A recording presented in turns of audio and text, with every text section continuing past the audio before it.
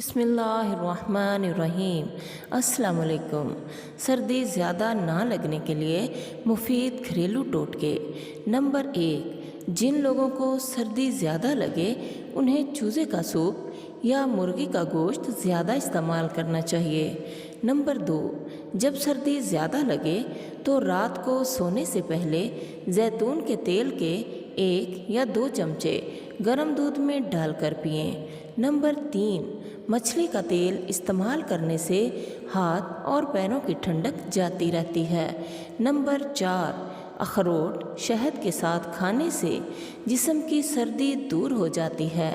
Number 5، رات کو سونے سے پہلے دودھ میں چھہارے پکا کر پئیں۔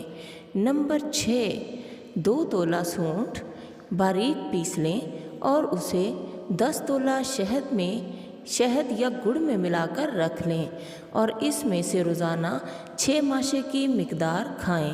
پیارے ساتھیوں، یاد رکھیں سردی ہمیشہ کمزوری کی وجہ سے لگتی ہے۔